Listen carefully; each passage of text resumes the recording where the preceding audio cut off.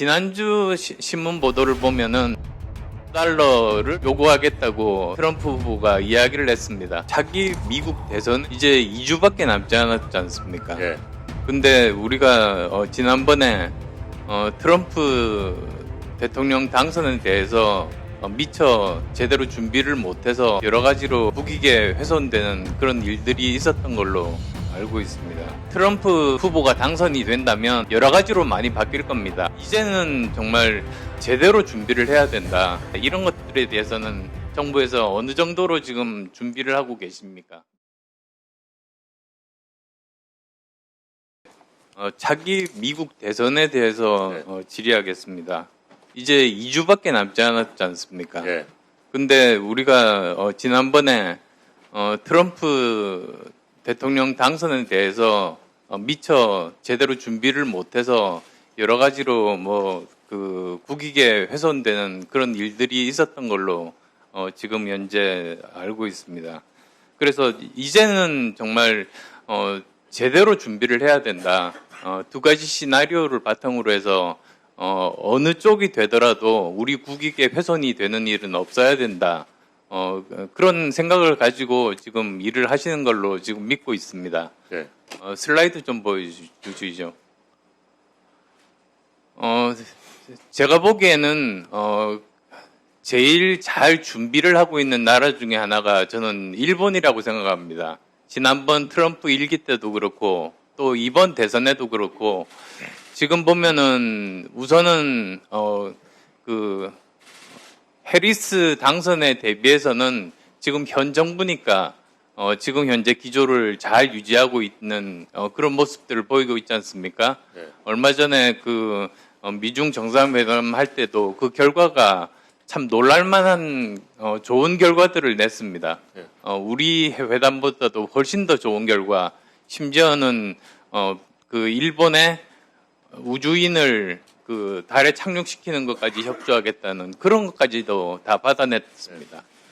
근데 이번에 보니까 또 한편으로는 트럼프 당선에 대비해서 지금 했던 일들이 이미 작년에 트럼프 1기 때 일을 했었던 아마다 시게오를 주미 일본 대사로 이미 작년에 파견을 했고요. 두 번째로는 이제 트럼프와 같은 그런 좀 강성의 아소타로에 대해서 소통 채널을 지금 적극적으로 활용하고 있다고 그렇게 들었습니다.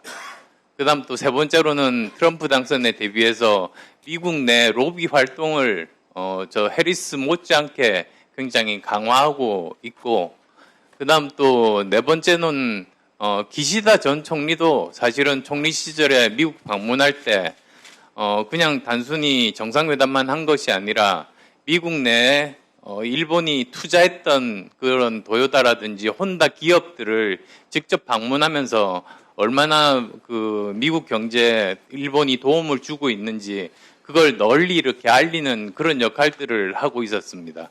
그래서 우리에게 참 좋은 벤치마크가 되지 않을까 생각하는데요.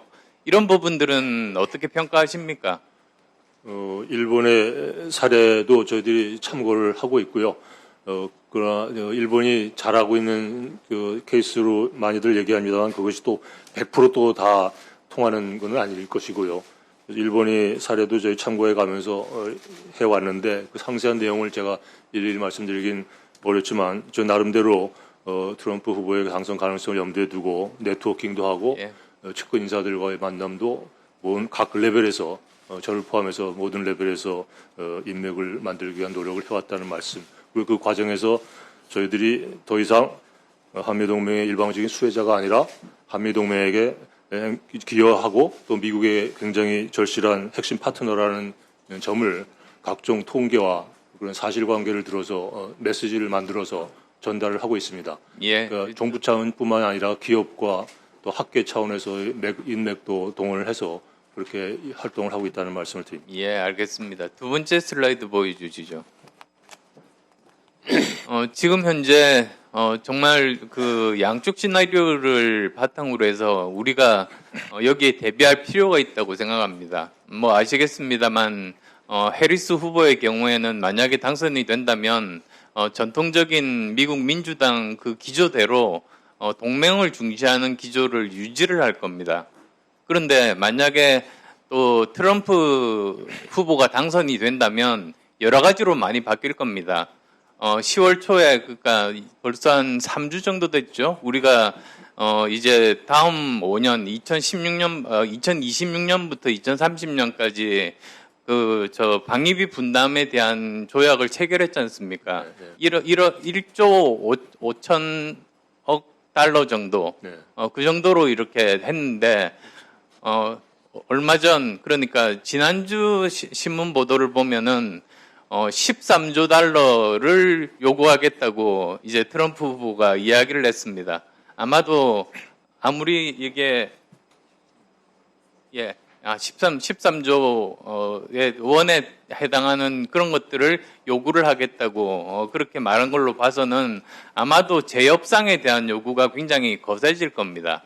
그래서 그런 경제적인 대가를 요구하는 것에 대한 우리 나름대로의 전략 시나리오가 있어야 된다는 말씀을 드리고 싶고, 그다음 또 두 번째로는 보호무역주의 강화를 하는 통상정책을 펼칠 것 아니겠습니까? 네. 그러니까 뭐 전기차에 대한 보조금을 없앤다든지 뭐 이런 이야기들을 하고 있는 걸로 봐서 거기에 따라서 기업들도 여러 가지 전략 수정들이 아마도 필요하지 않을까 생각됩니다. 그다음 또 세 번째로는 여러 가지 첨단 그 기술들, 예를 들어서 AI 반도체라든지 자동차라든지 또는 2차 배터리 같은 것들에 대해서 여러 가지 그 정책적인 변화들이 필요한데, 이런 것들에 대해서는 정부에서 어느 정도로 지금 준비를 하고 계십니까? 지금 안보, 무역 기술이 다 상호 연동해서 돌아가는 지정학적 항쟁이고, 더군다나 트럼프 후보의 생각이 그렇기 때문에 경제부총리 주재로 정부 내에 그런 대응 TF가 있고요. 그래서 군사, 경제, 산업 정책 전반에 걸쳐서 대응을 하고 있다는 말씀을 드리고요.